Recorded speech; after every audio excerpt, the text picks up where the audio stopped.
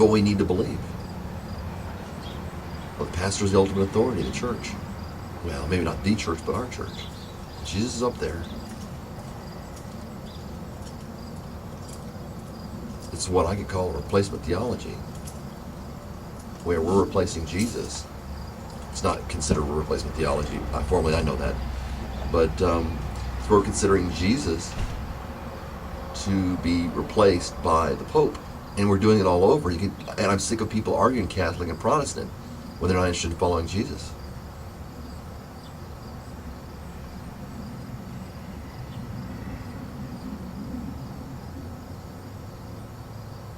Figure out if you want to follow Jesus or not. Then you can decide about the Catholic, Protestant, all that stuff later. And I'm going to tell you right now, there's no such thing as Catholic. There's no such thing as Protestant.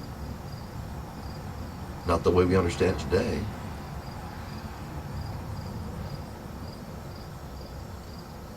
We can protest what's wrong, and we can be a universal church. When you use Catholic and Protestant, it doesn't make any sense. There's one faith, there's one Lord. And people, it blows my mind. They get married. So I'm Catholic, I'm Protestant. I believe, everybody else is not Catholic or not Protestant or Lutheran or Episcopalian or Baptist or whatever. They're not a part of Christ's church. But I'm going to marry you. But you're wrong, but I'm going to marry you anyway.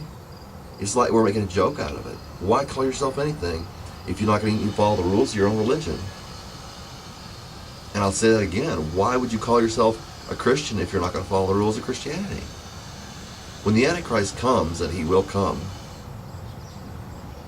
he is going to be called the lawless one.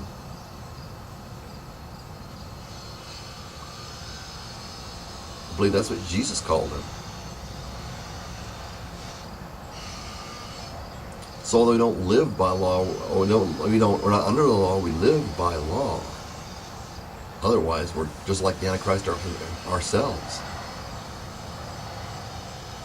But see, the Antichrist is just a future manifestation of what we've got already. Pastors and Benny Hinn, and you go to your local pastor,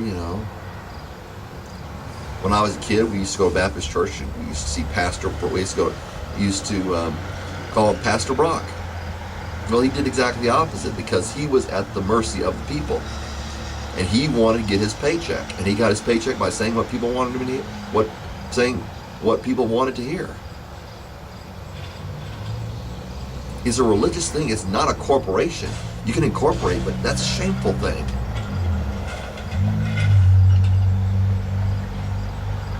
Why are you a corporation? You're supposed to be a corporation of Christ, and you're becoming a corporation of this world. And you have people in it of the world. I know you don't consider them people of the world. You consider them good old-fashioned Christians, or new-fashioned Christians, or whatever.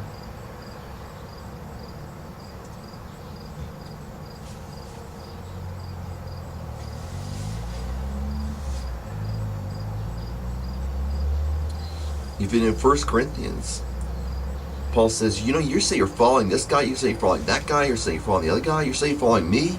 So Paul says, was Paul crucified for you? Were you baptized into the name of Paul? So then why are you following me? So some follow Cephas, some follow Apollos.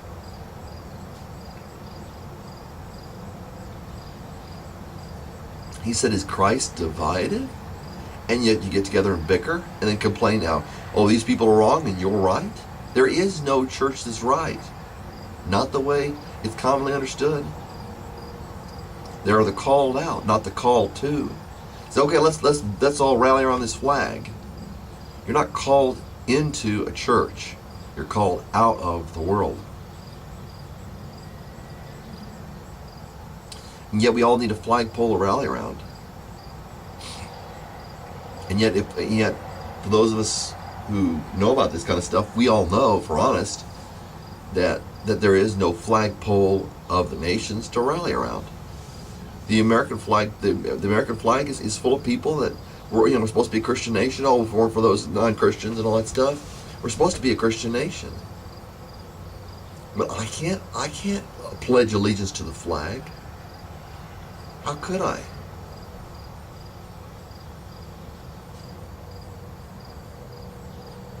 I pledge allegiance to some principles of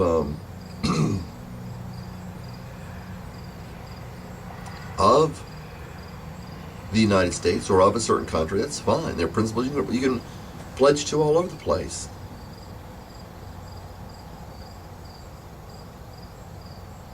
But when we become incorporated, we're really falling down.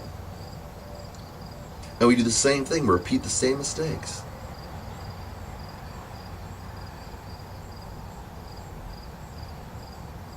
People don't want to follow Christ. People don't want to follow God. Jesus made it clear it's not natural to do so. Not according to the nature we have now. As people who, Jesus said, that we're children of the devil. Unless he acts and does something. And of course he's waiting on us, I'll say. So you get this gathering and you think, well, some of these people are Christians, some of them aren't. Jesus said the way is narrow. And everybody needs to get on the way because they're not where they should be. If the way is broad, then you're going to have some broad churches. And you do. And as people broaden their attitude about right and wrong and narrow their mind to where they can hardly think anymore,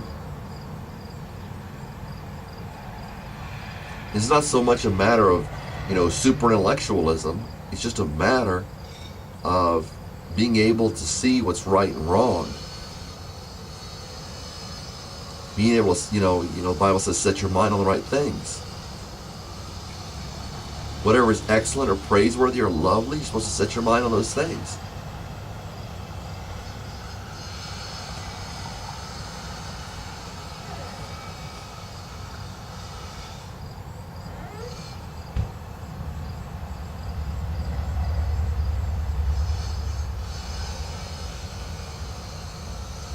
That's not what we set our mind on, so we broaden out.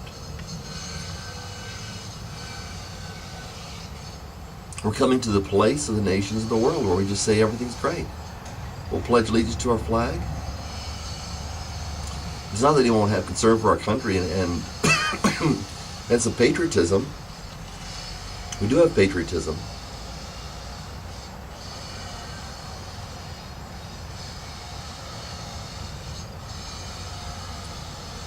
It's not like, I've heard other people say, oh, our country's the greatest in the world. That's great.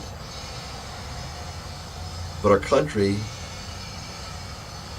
is just our father. I mean, our country is not our father.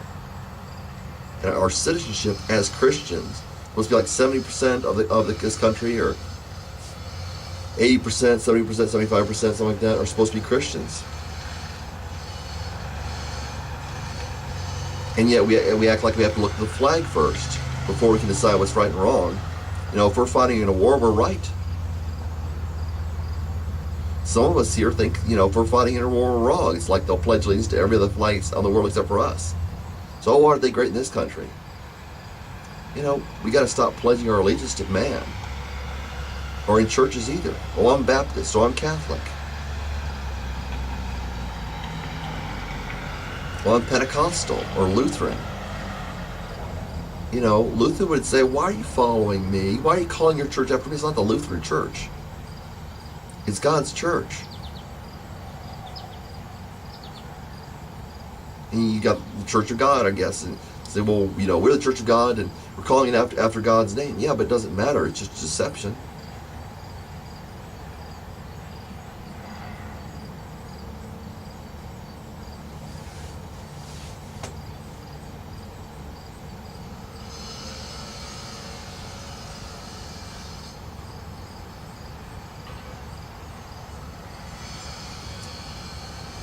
Jesus Christ already made it more detailed or maybe more complicated than just saying, well, I worship God.